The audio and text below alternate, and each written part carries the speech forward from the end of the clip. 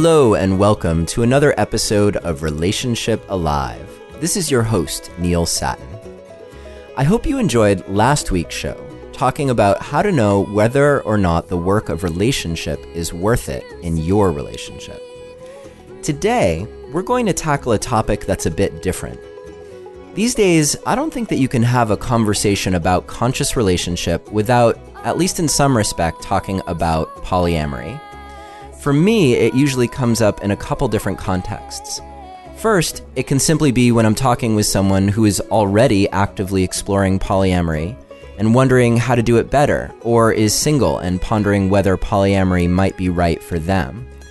And then there are couples who are currently monogamous who are thinking about the possibility of opening up their relationship to other partners for all sorts of reasons. Sometimes that can work, and other times, not so much.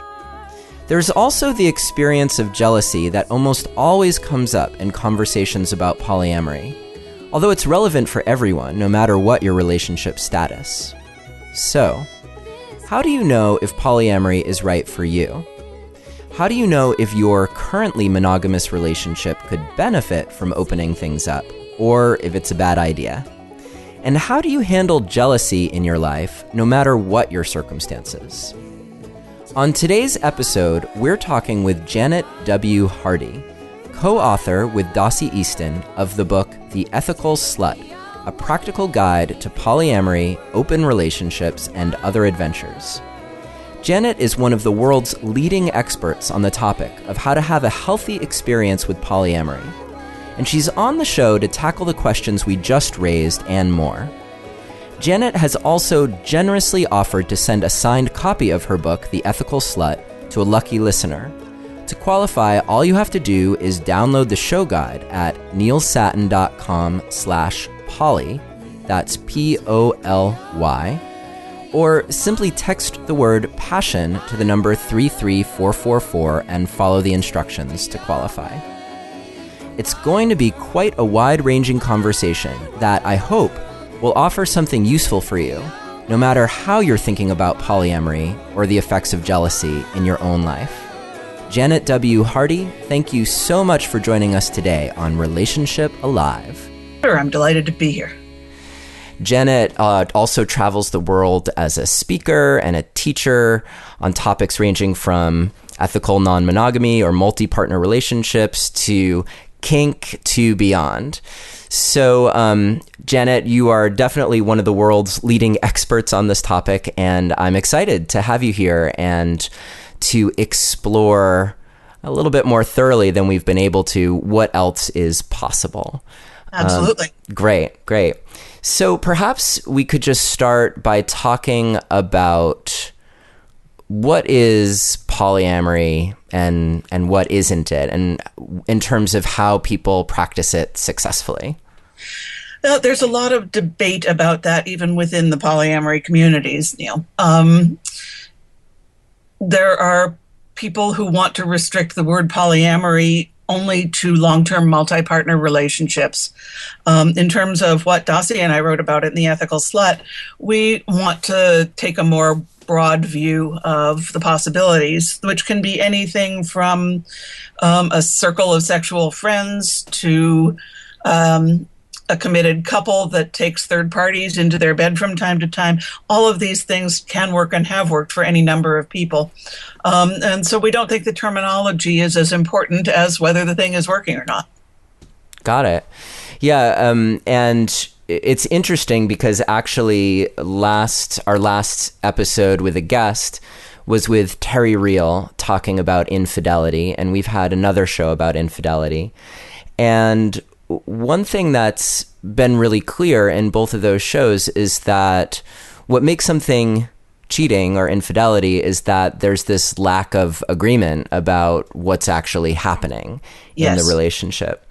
So one thing that I really appreciate about The Ethical Slut is clarifying that there are any number of possibilities available, and they can really work successfully if everyone is in agreement about what is actually happening. Yeah.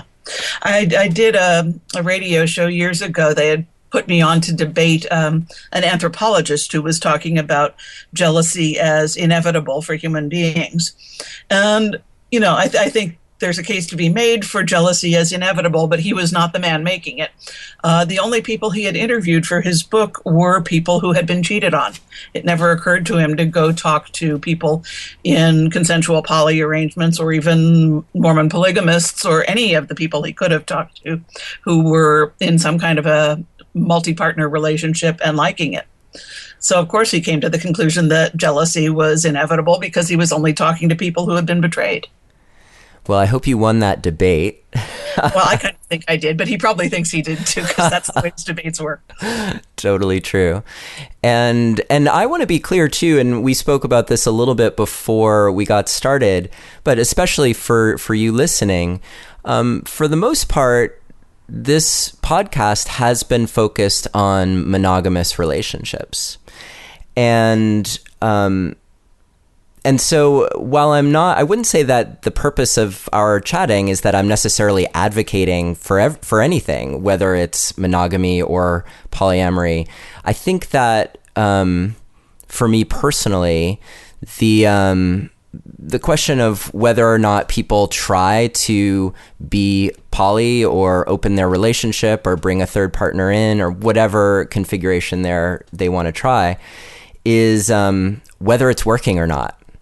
And so many times, as I mentioned to you, particularly my clients will come to me and say, we're really struggling, things aren't working, we've been together a while, and we're thinking maybe that it would be helpful to have an open relationship, and maybe that will help us out. And time and again, I've basically advised people, don't do that. Like you're not really in a place to do that sort of thing. And so having said that, Janet, I'm wondering if you can talk for a moment about how would a couple that's been monogamous know if trying to open up their relationship from your perspective is really a good idea or not?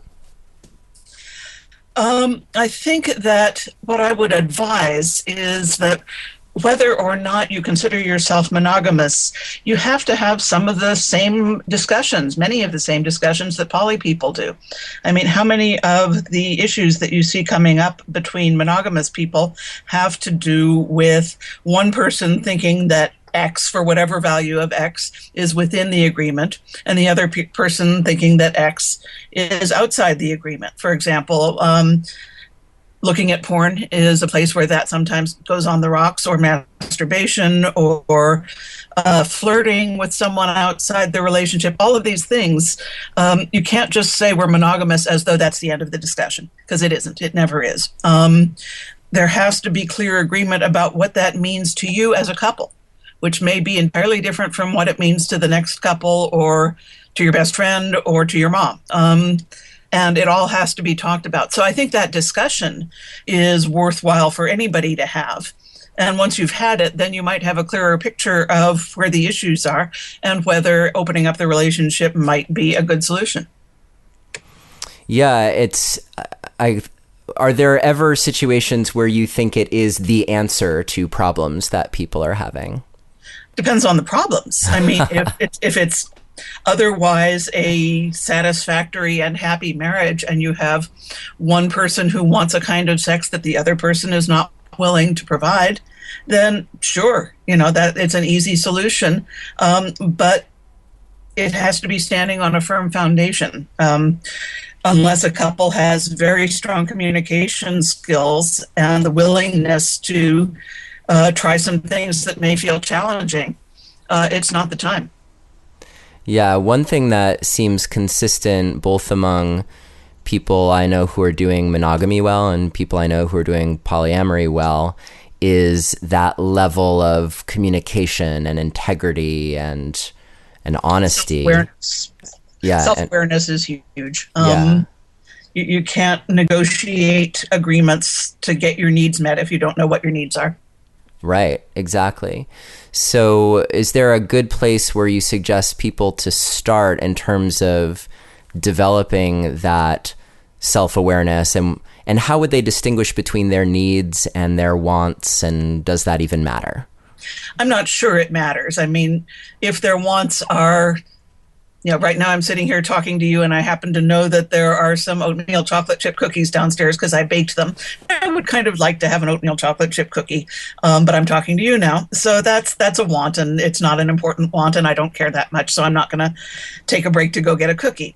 If, however, what I want is I really, really, really want to try spanking, and my partner does not want to go there with me, it's a want. I mean, I'm not going to die if I don't get to spank somebody, but it's not going to go away.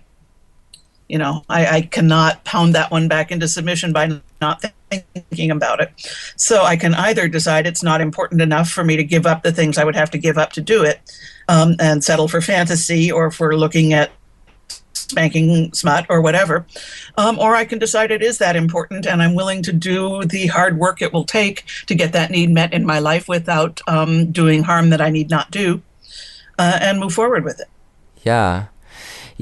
So I think, I feel like I could go in like 10 different directions now with this conversation, so I'm trying to figure out what makes the most sense. Well, one thing, earlier you brought up the question of jealousy. And I'm wondering, for people who are still sitting there just thinking like, I can't even imagine how it would be possible to do that because I would feel so jealous. What's your experience with jealousy and how it evolves in the context of polyamory? Or, I think people feel jealous in monogamous relationships too. Of course they do. It's if anybody knows a way to go through life without feeling jealous, sometimes. I get jealous of my friends who are writers who post their word counts on Facebook and they're writing more than I am. I feel terribly jealous. But that's not. This is a main point about jealousy. Is it's nothing to do with them. It's about me, and we can come back to that later. But I think the main thing that poly people have done. Have learned more about than necessarily monogamous people have, is we walk into jealousy on purpose. We know, I think it's a huge myth, and one that used to do a lot of damage in the poly community, that poly people never feel jealous. Of course we do. We're human. What we do, however, is make a commitment to learn to survive jealousy, to know that sometimes we're going to hurt, and to learn some skills for surviving the hurt and getting better at dealing with it. And that I think is a skill that's worth it for anybody to learn. Yeah, I like the idea too that when we're feeling surges of emotion, we have so many stories attached to what that could potentially be, yes, and what it means about the situation that we're experiencing. And if you can adopt this perspective of like, what if this is just energy that I'm experiencing? What if this isn't what I think it is? What would it be teaching me? Or how could I grow right now? Or what else could it be telling me? We have this really strongly rooted cultural belief that jealousy is the most terrible and unsurvivable of emotions that gives us permission to act out in some truly awful ways. I could tell you a bit about laws in some parts of the country, in many parts of the country, that used to make it okay to kill your spouse if you found them in bed with another person. That's within my lifetime. It's not long. Wow. So it's that recently codified in our cultural beliefs that jealousy entitles us to act out in violent ways. We don't give that kind of permission for any other emotion. If we're feeling grief, if we're feeling anger, if we're feeling even rage, we don't give ourselves permission to go and beat people up or kill them. But somehow jealousy for all these years has gotten a free pass to make us behave like bad people. So that's the first thing to do, is to get past the feeling that jealousy is unsurvivable. And what you learn when you've survived a jealousy storm a few times is it gets easier. You're learning to exercise new muscles that are the muscles for surviving jealousy. You're developing a set of techniques for taking care of yourself when you're in pain. And with practice, that gets easier. So if you don't mind, what are some of the specific things that you advocate for when one is experiencing jealousy. And I know in the book you even talk about how there are different kinds of jealousy that you might be experiencing. There are different kinds of jealousy, and teasing apart the feeling is a big part of the process. To me, what I identify as jealousy often manifests as a feeling of competitiveness. If you think they're fabulous, then watch what I can do. That's how my jealousy tends to play out. But for you, it might be a sense of territoriality. That's mine. They don't get to have it.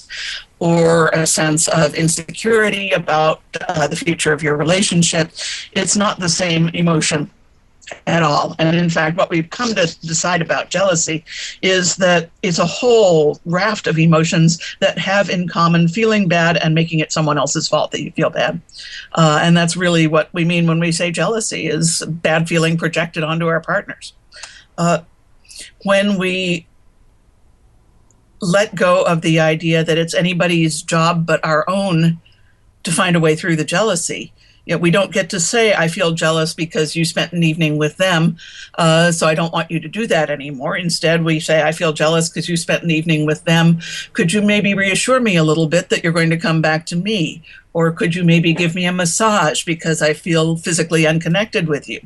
Or could you call me when you're done with your meeting with them because I worry that you're safe when you're away from home, and I want to hear from you to make sure you're not in a pile of rubble on the side of the road. Then we get a clearer idea of what our jealousy actually is and what we can do to begin to make ourselves feel a little bit better. Yeah, I like that because in particular, you mentioned the request that can come from jealousy, and the requests that you mentioned anyway are mostly about restoring safety for the person who's feeling jealous. Yeah, who's feeling angry or scared or sad. Sometimes jealousy is actually a kind of grief because you're letting go of a picture of what you thought your relationship was going to be to make room for another one. But it's normal to grieve a little bit for the future you thought you were going to have as you make space for a different future. And that can be worked with too. Some of it is self-care. People might like to take a bubble bath if that's the way they roll, or go to the gym and work out to the point where their muscles are shaking if that's the way they roll, or whatever. We all know kind of how to take care of ourselves when something is frightening or angering or saddening us. And now's the time, if you're feeling jealous, to go into that mode. Yeah. Yeah. And how about when people experience things like the racing thoughts of their partner with another? The racing thoughts. Yeah. Sometimes at that point, I would get out a journal if that's the way you think, or a sketch pad, and just go for it. Just write down your racing thoughts until you realize how absurd they are. Because when you see them in front of you, you will see that they are everything to do with you and nothing to do with what's actually happening, because you don't know what's actually happening. You're not there. Right. So it's your own insecurities made manifest. In my last long-term relationship, I found that I would go into that racing thoughts, jealousy storm space anytime my partner was with someone younger and thinner than I am. I think it is safe to say that this has very little to do with me, or with them rather. It's me and the things I don't like about myself. I'm not really willing to tell a partner that you can only have sex with people who are older and fatter than me. Instead, I kind of have to look at myself and learn to love myself just as old and as fat as I am. Yeah, and that is a potent prescription for anyone, no matter where you are, who you're in relationship with, or if you're single. Such an important aspect of actually being able to show up fully in relationship is being on that journey. In the Ethical Slut, we talk about jealousy as a gift, and that's one of its gifts. It is a nice little neon blinking arrow that points to our own insecurities and the things we don't care for about ourselves that we can work on. Yeah. Yeah, and what is the balance there between when, like, taking responsibility for your feelings of jealousy, yes, and at the same time having agreements with your partner that where maybe your partner is violating them, or maybe you're maybe you have a reason, quote unquote, to be jealous that's not just about your insecurity, but it's about something else that's going on? Well, one of the aphorisms in the book that I rather like is the way you can tell that you don't have an agreement is that someone doesn't agree to it anymore. And so if one partner is consistently violating an agreement, I mean, everybody slips up now and again, often by accident. But if an agreement is chafing so closely that someone cannot maintain their side of it, then it needs to be reapproached, and it may turn out that an agreement cannot be reached. And at that point, either the partner who feels that their agreement has been violated has to learn to live with the fact that that agreement is going to get breached. And often we do. I mean, we all make compromises to stay in a relationship. My partner promised years ago that he would be in charge of cleaning the kitchen counters. And when they get too gross, I can either go and nag him into cleaning the kitchen counters, or I can suck it up and do it myself. And frankly, more often I do the latter because it's just not worth it. And so, that's the kind of compromise we make. And I don't want to trivialize something like jealousy by comparing it to clean counters, but it is an example of the way we make space within our agreements for a certain amount of compromise. Or they may decide that they can't live without that, in which case it's time to move into how do we end this relationship in a mindful and respectful way. Yeah, and what I'm thinking as you're talking about counters and jealousy was how important it is to be having conversations about your agreements in this. And I think this is why, and we hinted at this earlier, but this is why opening up your monogamous relationship is so often not a prescription for fixing things, because it requires such a high level of communication and honesty, and the lack of that might be one of, and in most cases is one of the huge problems in a monogamous relationship. Absolutely. A chapter of The Ethical Slut that I would recommend for anybody is the chapter called Embracing Conflict, in which we set forth some strategies for dealing with these kinds of difficult discussions, some ground rules about making space for everybody to speak, learning how to actually listen instead of spending your time thinking of what you're going to say next, letting go of the idea that someone is going to win and someone is going to lose in any given discussion, because someone who loses, quote unquote, in such a discussion has not really given up their desire to have what they are arguing for. They're just going to walk around feeling resentful. So you have to find a way that everybody feels that they've been heard and that their requirements are at least being given respect.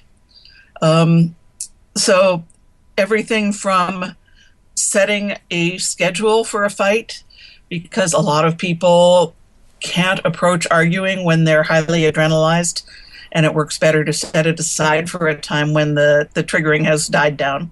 And, so it's perfectly fine to set a time in your date book to argue with your spouse or your partner. Yeah, I love that suggestion, particularly because I think we can be so scared of a fight that when we're finally in one, and maybe it's because, when I say finally, it's because we've been avoiding it for a day or two, or half hour or whatever. So you find yourself in a fight, and then it's like, well, whatever it takes, we're just going to end this right now. Versus saying, okay, let's be patient. Let's be as patient with the fight as we are with each other's shortcomings, hopefully. And allow ourselves the spaciousness to actually evolve how we think in this conflict. Exactly. And some of it, a lot of the suggestions in that chapter involve having a timer, because it can work very well to give person A 3 minutes to make their point, and then you take a minute for both of you to sit quietly and think about that. And then the other person has 3 minutes to put out their point of view. And then maybe you take another minute, and then you talk about it for another 10 minutes, and then the timer rings and you stop. Because a lot of really crappy things in arguments happen when someone wants the last word, as we all know. And I do not want to pretend that I'm impervious to this, because I'm not. But the last word is a really tempting thing, because it's such a marvelously moral high ground thing to be able to do, is say something devastating that will end the argument. And that does not end an argument. It just rubs it a little rawer, so it gets worse the next time. So a lot of this is, if you were having an argument, if you were arguing for a raise at work, you would not walk in there raging and shrieking and insisting on having the last word, because it's not an effective strategy. It's not any more an effective strategy with your partner. Yeah. Yeah, and nor is it an effective strategy if you really want that raise to just sit around waiting and hoping that it will happen. Exactly. Yes. Yeah, and what I really like about the timing suggestion, and just to be clear, I think what you say is like set aside 20 minutes for an argument or for a conflict. Let's at least be open to the possibility that it may not be a raging argument, but just to talk about what you're in conflict about. That sounds so much nicer. A lot of people hear the word argument and assume that it means raging. But if you think about an argument in court, it isn't. It's setting out the logic behind your stance. Right. So an argument does not have to be inflamed. It can be very difficult, and it's a high-level skill to learn to argue your case without inflaming. Right. But it can work. Yeah, and something you mentioned in the book and that I like to emphasize here on the show is this idea that once you are inflamed, all bets are off pretty much at that point. You're not in the part of your brain that allows you to be creative and curious and to really even listen. Yes, exactly. You're adrenalized, and adrenaline, it's a marvelous endochemical drug. If you're being attacked by a lion, adrenaline is what you want. If you're trying to make agreements with your spouse, not so much. Right. And we've had, thankfully, a bunch of different episodes. I mean, the one that comes to mind right now is episode 34 that we had with Stephen Porges, who's the founder of polyvagal theory, where we talk a lot about what's happening in your physiology when you're triggered and how to counteract the effects of being triggered. That's one of the self-awareness issues that I talked about earlier. It can be very difficult when you're that kind of adrenalized to recognize what's going on, and what needs to be done to pull you back toward center again. But it's very good to be able to feel in your body the feelings that mean that you're not thinking very straight anymore, and to know what needs to be done. Yeah, and I think you had a suggestion that we've talked about on the show as well, which is to have a keyword or something like that either partner can speak, which basically says like, hey, like we need a timeout right now. Like let's just step away. It's a technique borrowed from BDSM, where when one partner likes to be able to say, no, please stop, anything but that, and the other one needs to have a way to know when they mean really, no, please stop. And in BDSM, there's a thing called a safe word. And if you say red, that means no, really, I need you to stop. And we're working with the same strategies here. We're dealing with emotional pain rather than physical pain. But you need to be able to have a way to say, I'm too triggered to do this right now. Let's give it a break and come back to it when we're both feeling a little saner. Yeah. And I particularly like safe words that have a little humor to them, or that are totally out of left field, especially in the case of conflict. Yeah. Since it helps people remember to get some perspective on the whole thing, that it's... My spouse and I both have some chronic pain issues, and when we notice that we're both hurting enough that our mutual conversation consists largely of the word ow, we actually have a strategy where we designate a different word than ow, something like Schenectady or whatever. And so you're not allowed to say ow anymore. You have to say Schenectady, which makes you aware of how often you're saying ow and makes you think twice about doing it because it's not really a terribly helpful thing to say and brings a little humor into it. Yeah. And so it can work like that. Yeah, and honestly, anything that we can do to lighten our lives, I think, is really important. Not enough laughter in the world, especially when things are difficult and fraught. Yeah. I'm curious if you could talk for a few minutes about the ingredients of a truly successful poly relationship. What have you seen where it's like really worked well? I think you could leave the word poly out of that sentence and it would be about the same answer. If people are respectful of each other's boundaries, but willing to try things that are a little challenging, if people are taking care of the commitments they have in their lives, whether those are raising children or caring for an aging parent or building a career or maintaining a household, if all that is getting handled, if nobody's miserable, that's a pretty good start. I mean, it may be a little too much to ask that we wake up every morning whistling and looking forward to our day, because that's not the way life is, although it'd be nice to have that sometimes. But if we're not dreading every moment of our lives, that's a pretty good indicator that we're doing something right. Yeah, I agree with you. And I like that idea that it really doesn't matter. What matters is how successful you are at doing it. Exactly. You know, I know ever so many people who live in relationships that I would not touch with a 10-foot pole. But they are happy. They're, it's working for them. And I do not believe with arguing with people about what's working for them. Yeah. Yeah. And do you find that there's is there a problem within mono and poly communities around like my way is better, and like how do you sidestep that? I think that's human nature to want to make it I am whatever I am because it's the best way to be, and the way you are is not so good. I tend not to argue with people like that because it's a lost cause. I flutter my eyelashes sweetly at them and say, I'm so happy that it's working for you, and that's that. If they come to tell me that the way I'm doing it is wrong, then yeah, I will stand up for what I'm doing. But mostly if people are happy with whatever their silly arrangements are, then more power to them. I had a very interesting conversation the other night. I was chatting with a friend of mine who is a full 2 generations younger than me. And she is a young lesbian who kind of grew up in sex positive culture. She's only a few years older than the Ethical Slut is.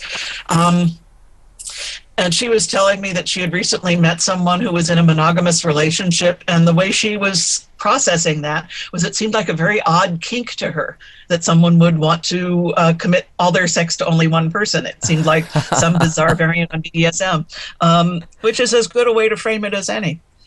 But what works for someone works for someone. And I think if you're feeling insecure enough about what's working for you that you have to shove it at other people, then that's a thing you should be looking at. Yeah. Yeah. Okay. So now I'm trying to figure out a good way to phrase this question that's, I don't have it written down, so it's going to bubble forth. But let me give you, I guess, a moment of background about this question, because on this show, we've also talked a lot about forms of sex and tantra that are about non-ejaculatory orgasms and like non-peak orgasms. Yes. The idea being that you're fostering oxytocin production in your body, and which helps you bond, and which is helping to foster the union that people in monogamous relationships feel. And I think that's what you feel with your lover, no matter what your configuration. But in the context of this show, we've been talking about it as a way to help really nurture monogamy, and contrasting it with like a dopamine fueled sexual cycle where the dopamine is about searching and novelty and is why, or at least one reason why having lots of different sexual partners could seem so appealing. There's a question forming in here, but go ahead. I hear you'd like to say something. So yeah, I would. I think that it is true that long-term relationships mellow into a different sort of sexuality or romanticism than the shiny new thing. I think that may not be inevitable, but it's pretty darn close to it. I think. I don't know. You've probably never interviewed Jack Moran, who wrote The Erotic Mind. We lost him to cancer, I think, year before last. But The Erotic Mind is my favorite book about this issue, and I highly recommend it to your listeners. Jack's contention that I think is correct is that what fuels that intense, shiny new thing infatuation is tension. It's stress. And when you are mellow and not feeling challenged and not feeling stressed, it tends to ebb down into something more gentle. Not that fierce desire that we all felt with the shiny new thing. And I don't think that's a bad thing. I really don't. And there are ways of getting it back, and I would recommend Jack's book for talking about that. I'm not sure that Tantra necessarily does that. I think my own experience with Tantra is that the states of being that can be attained through Tantra are not necessarily partnered. I have been to some astonishing places doing solo practice, and they are certainly not always mellow, oxytocin-y places. Right. I've been into some very fierce tantric states. So while Tantra, I think, is a wonderful skill, I think it has some risks that maybe don't get acknowledged as much as they should at the beginner level, which is a whole other topic for a whole other day. But some of the skills of Tantra, of staying present, eye contact, staying with the breath, those are wonderful skills that I think really will help anybody with whatever kind of relationship they're putting together. How would someone, if I'm in currently a monogamous relationship and thinking like, well, maybe I'm really poly because I feel desire for other people. Well, that's just silly. Yeah. Unless you have no libido at all, of course you feel desire for other people. Are you an idiot? I just cannot believe that in this day and age, people still think that monogamy means that you never get horny for anybody else. So my spouse is also bisexual, and one of the great things about being married to a fellow bisexual is we can perv on the same television shows and celebrities and so on. It's a happy making thing. So yeah, I guess the deeper question there is, how would I know if it's worth trying to open my relationship versus just accepting like I'm human and of course I have desires and I'm going to field this within the context of being monogamous and committed to this one partner?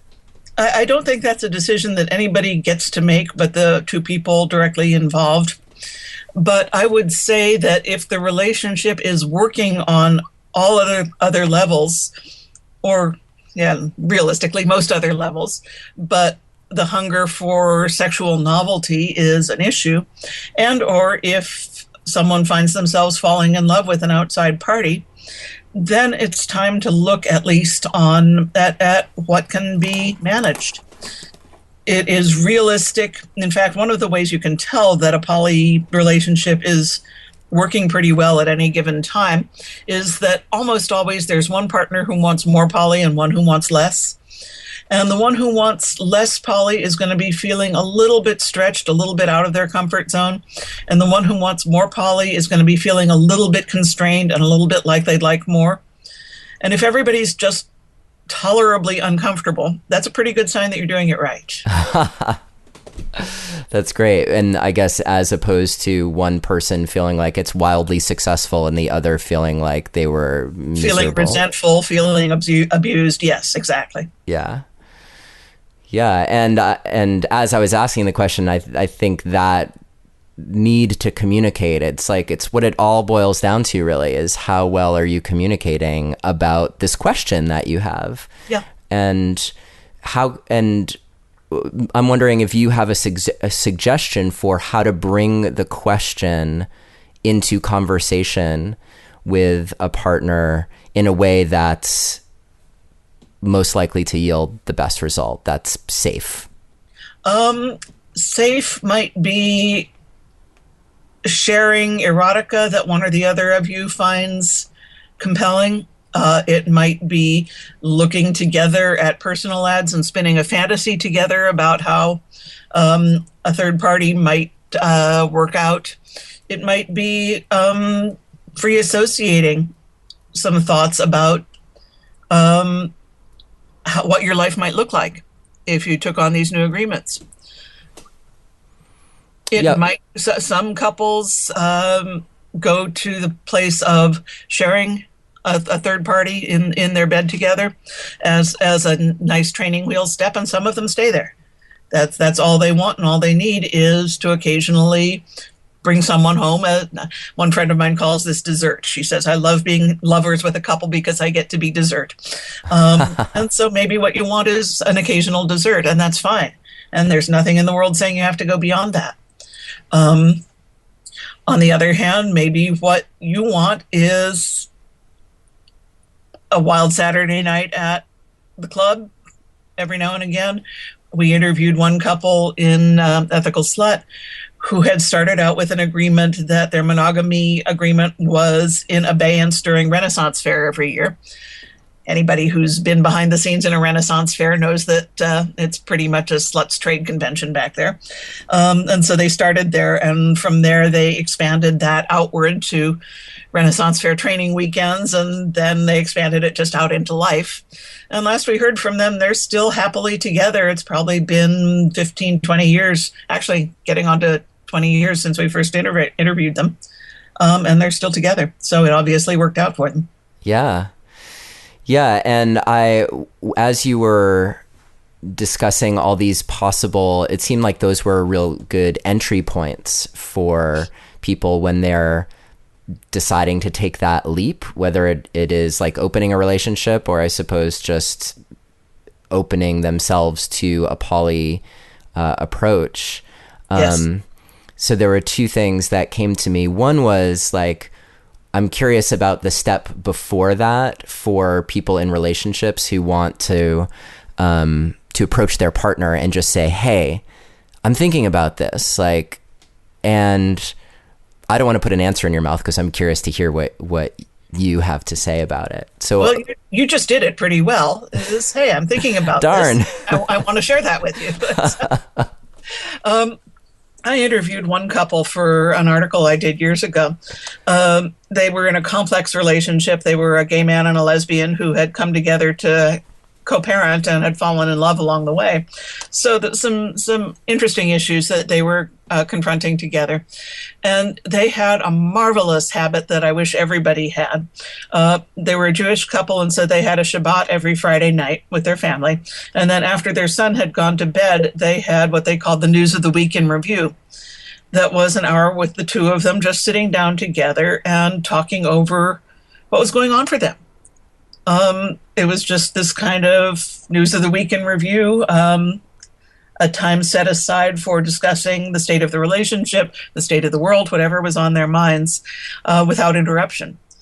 And I think something like that. I've talked to couples who share a wiki page where either of them can write down what's with them at the time. I talked to one couple who had a special sofa in their house, that if one person went and sat on the sofa, it meant there's something I want to talk to you about that is important, and the other would come sit with them and they would talk about it. Wow. Whatever, but you need to make space for that open communication. Yeah. Wow. I love that idea of like the specific place, particularly for people who feel like challenged by what do I say in a situation like that? To just have something that doesn't even involve words. Yes, exactly. And one of not all of us have the space or the affluence to have a piece of furniture just for that. But it's a nice idea. Right. Maybe it's that Knicks t-shirt or something like that. You put that on and that's right. Yes. That's a great idea, actually. A piece of clothing you can put on and then your partner goes and puts on their piece of clothing. Absolutely. I really like that. Yeah. Though refrain from boxing gloves, please. Yes, definitely. So, and then the other thing that occurred to me was I was thinking about the great exercise in your book about, I forget what you called it, but it was like the sequence of easy things that get you to a hard place. Like, the hierarchy of heavy or something like that. Yes. Yeah. I think the way we actually wrote that exercise is you get a pack of index cards. Stop me if I'm thinking of the wrong thing. And you write down everything you can imagine your beloved doing with another person. And then you organize the index cards from things you don't care about to things that seem impossibly difficult to you. And there's your plan. There's your plan of attack is you start with the easy stuff and move toward things that sound harder. And what you will find, I can say this pretty definitely, is that some of the stuff you thought was going to be easy is going to be challenging in ways you didn't know. And some of the stuff you thought was going to be impossible turns out to be no big deal. Yeah, and I mean, it makes sense that you would be surprised by that. Yeah. And because so many of those thoughts that we have are based on those stories that we have about, well, this is no big deal, but when your partner actually experiences it, it opens up this whole range of exactly. Yeah. I had a partner for many years who was fine with me having intercourse with other people, but had an issue with seeing me kiss someone else on the mouth. And so that was one of our agreements, is that I would not do that in his sight. And later on, he let go of that. It turned out it wasn't difficult for him anymore. So we let go of that agreement. But in the beginning, that was what he needed, to not go into an angry place that was not helpful. So we just let that need go. And I didn't do it. Yeah. It didn't matter. And what I also like about it is that it gives people a way to really make it tangible in terms of, because to think like, okay, we're going to be open to each other being with other people. There's like a really wide range of what's possible there. So how do you wrap your brain around it? And I think that exercise helps people make it really specific. Yes. Yeah, specificity is a really good idea in talking about this stuff. I was doing some telephone consultation years ago with a man who was in a long-term marriage with a woman he loved, and he had a deep desire for some BDSM scenarios that his spouse was not comfortable providing. And so we were talking about various options for him, either things that she could stretch herself to do or ways that they could open up the relationship. And he called me up one day, very happy, and said, she's agreed that I can go see a dominatrix, a professional dominatrix. And I said, that's awesome. I'm really happy for you. But do me one favor before you do that. I can see a dominatrix as long as I don't have sex with her. I said, go back to your spouse and find out what she means by sex. And he called me up the next day, very downtrodden, saying, it turns out that for her, sex includes any kind of touching on the genitals, and I really, really want cock and ball torture. That's my thing. So they still had more negotiation to do around that. But it's an idea of what kind of specificity these agreements can have. Yeah. Yeah, so it's specificity around your agreements, and then also for yourself to help you really uncover the nuances of like where your fears are, where your anger lies, exactly. How do you manage the complexity in like, it's hard enough I'm in a monogamous relationship. I have 2 kids. I have a podcast and a coaching practice, and it's not poly is not a thing to take on while you're working on your doctoral dissertation and raising 2 kids. It is time consuming. It is complex.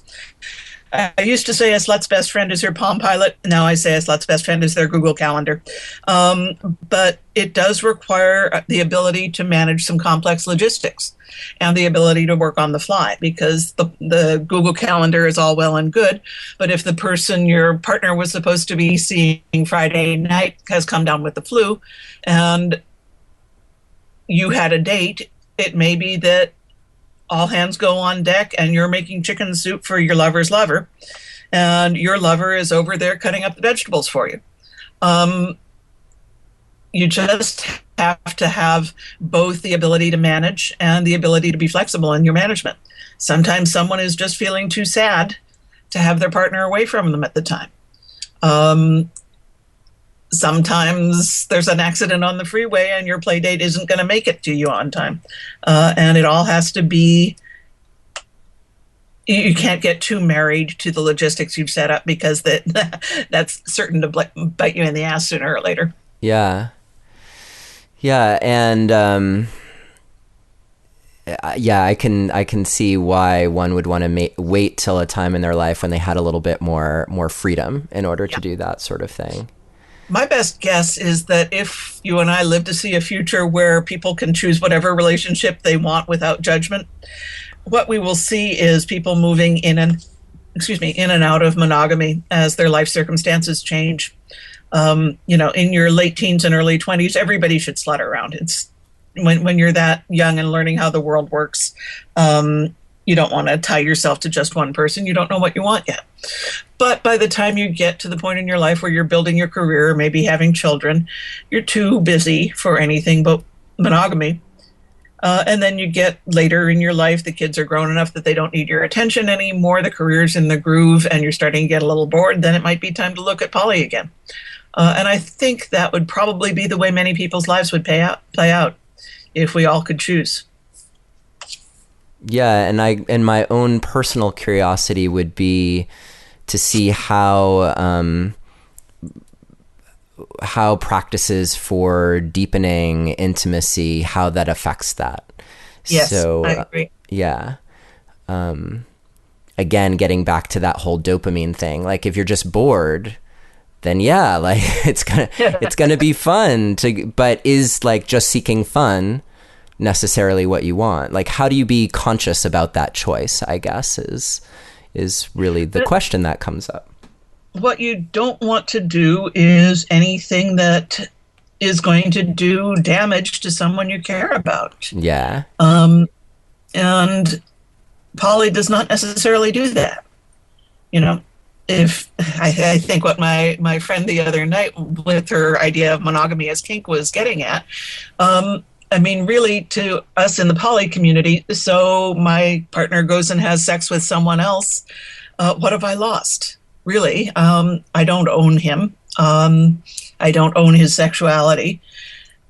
As long as the attention, I'm still getting my own needs for affection, attention, sexuality met, then what am I losing? One of the inspirations for Ethical Slut was when I was in bed. I was sick for a month with a bad bronchitis and sort of off my ass on pain medication and anti-cough stuff. And I was watching Indecent Proposal on the television. And, it's the one with Demi Moore and Woody Harrelson as the young couple, and Robert Redford offers her $1 million to spend the night with him. Right. And it made no sense to me. I was on codeine, and Robert Redford wants to have $1 million and you have a problem? It was just, why aren't you in bed with them? It just made no sense to me. And being as long in the poly world as I have been, a lot of popular culture is that kind of crazy to me. Mm-hmm. How many sitcoms are based on someone getting caught out in a lie? How many dramas are based on someone feeling inevitable jealousy? It just begins to seem like I live on a different planet than most of the rest of the world. Yeah, I could see that because the culture is still catching up. Yeah, it's getting better. Yeah. It's getting better. I just watched Love and Friendship, the Jane Austen movie, the other night. And it ends with three of the characters living together in what, by current standards, we would probably call a polytriad, although probably not as well negotiated a one as we would commend, but that's how it ends. And, you know, Jane Austen, I mean, what was that? It was awesome. I'm curious if you could talk for a moment about the difference between agreements that are around things you don't do versus agreements around things you do. It's an excellent distinction. Thank you for making it. I think what a lot of people find is that the agreements they make early in their poly journey are a lot more about what they don't do. And as they get more practiced, those begin to seem unnecessarily training wheel-like and tend to fall by the wayside. And the agreements tend to be more about what you do. So it may not be, I don't want you to have intercourse with her. Instead, it might be, after you have intercourse with her, I really need you back in my bed, and I need some hug and some reassurance and a sense of your physical presence. And that's a do thing.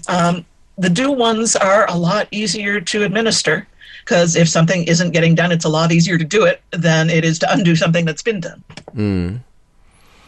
Yeah, and it strikes me that really requires couples to get really clear about what they want and what would be helpful, and to be willing to experiment around that with each other. Absolutely. I thought a hug would help. It's not helping. Can we try, I don't know, what would people like? A massage, taking a bath together in our big tub, going out to the hot springs together, whatever. It may be that you're the kind of person who needs physical connection to feel reconnected, and that you've just learned about yourself, that you need the physical connection, or you may need to hear "and I love you," or you may need a giftie, or you may need someone to cook you a nice meal.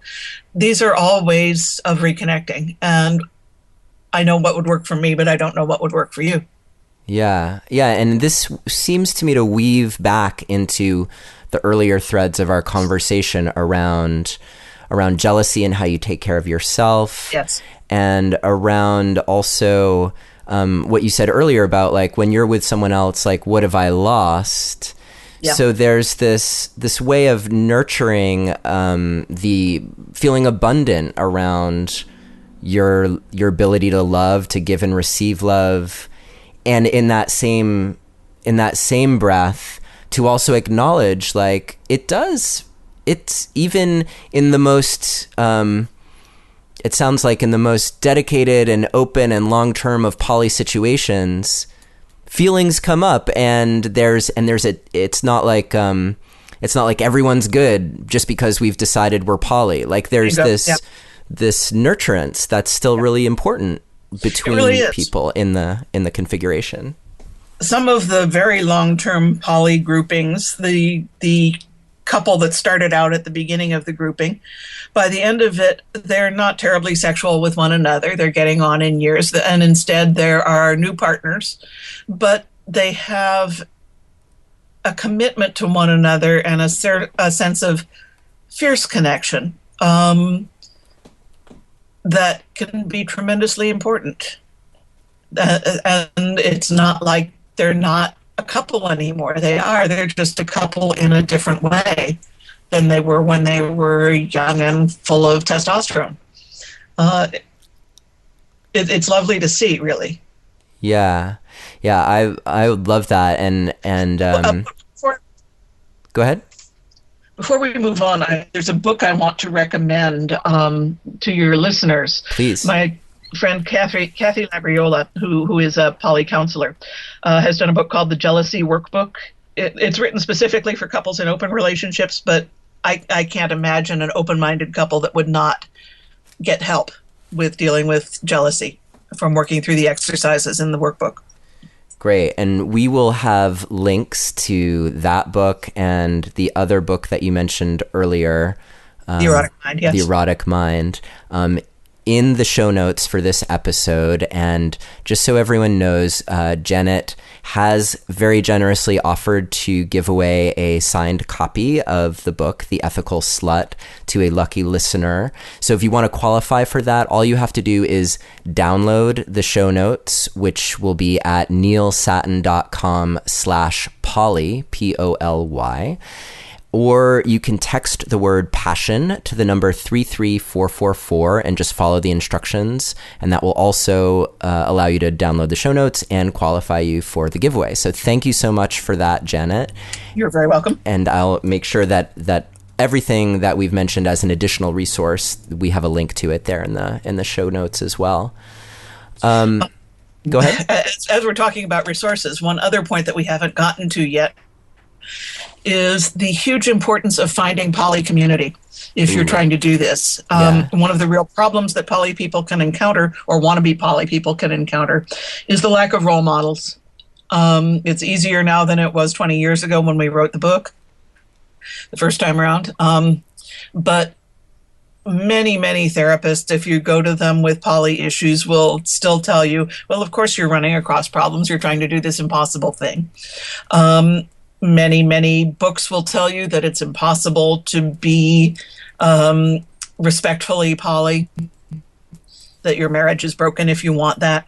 And so finding other people who have done it, who have succeeded with it, and who you can go to feel seen and like you don't have to hide and you can ask questions, that's really important. And it's much easier now than it once was. So there's a great website at morethan2.com, which is run by my colleague Franklin Vo, that offers links to any number of poly resources, including munches in a lot of cities and things like that. And is that more than to the number 2 or TWO? TWO. Okay, great. Yeah, very, very helpful. And I'm going to just suggest that if you're in a currently monogamous relationship, that it would be great to have the conversation with your partner before you really start diving into this too deeply. Okay. Yes, thank you for saying so. Yeah. Presenting the whole thing on your spouse's pillow as a fait accompli is not really our suggested way of approaching it. Right. I think you talk about that like as an unfortunate. There's a moment in the book where you address the unwitting spouse who's received this, and it's like I appreciate that you address that person because that's got to be a hard position to be in. It really is. And the hardest part about being that partner that is having this poly thing waved under your nose is understanding what's in it for you. In particular, if you don't yourself want to be poly, and many people do not. There are couples where one is poly and the other is monogamous. It can work. It's not one of the easier ways to do this, but it can work. And what's in it for you can be anything from a happier partner to more time to yourself, to a chance to explore whatever you're excited about, even if what you're excited about isn't other partners. There are things that can be in it for you anyway, but you'd best get real clear on that early on if you don't want to do poly and your partner does. If you feel like it's taking something from you and not giving you anything back, you're going to have a problem. Yeah, that makes total sense to me. And back on the earlier topic of finding communities, that also made me think of the question of how open one can be about being poly. Again, it's changed a lot. I just saw a note on my Facebook feed from someone who lives in Canada and who got called by the Canadian Census and had to explain their 3-person household in which they were married to a trans woman and living with another woman to whom they were not legally married. And the census taker just said, "Oh, so I'll put you down in a polyamorous opposite sex relationship then. Would that be okay?" And it's like, I've lived this long. It made me so happy. So maybe we'll get there in the U.S. one of these days, but it is getting a lot easier than it used to be. But if you're a politician, if you are working in a field that requires interaction with children or with the disabled, it's probably not safe, depending on what community you live in, to be out as poly. Yeah. I recommend that anybody who can afford to be out as poly do so, because the more of us who can, I'm sure you were aware when we were fighting for gay marriage that the single factor that most affected whether someone was pro or anti-gay rights was whether they knew any gay people. So it's going to be the same thing for poly. As we search for greater visibility, greater legal recognition, what's going to matter the most is how many happy, healthy poly people are visible. So I do recommend being out if you can, but if you can't, that's a tough one to take back. Yeah. So be careful who you tell. Yeah. Well, I appreciate all of your work and also your co-author Dossie Easton's work in making it more acceptable and more known, and my experience has been that things are changing, and I hold with you this vision of having a world where people are free to love whomever, however, as long as no one's getting hurt in the process. Well, when I speak on college campuses these days, it is normal that there will be a number of second-generation poly people in my audience. In one case, I actually had a third-generation poly person in my audience. So the world is changing in that way, and I'm really happy to see it. Well, Janet W. Hardy, thank you so much for spending time with us today, and again, for your valuable contribution, for your offer of that signed book as a giveaway to a lucky listener, and for this vision of I liked the word fierce, like fierce connection, fierce intimacy, and how that's possible when everyone is really communicating well, and you're the way that your book, The Ethical Slut, allows that conversation to be more open, and all the tools that you offer to help people have that conversation is really an invaluable gift. Thank you so much. Well, thank you for having me on. Thank you for listening to another episode of Relationship Alive. If you like what you've heard and want to make it easier for other people to find out about us, please take a moment to subscribe to our podcast and to rate and review us on iTunes. If you have questions or comments or want to continue the conversation, you can always join our Relationship Alive community Facebook group.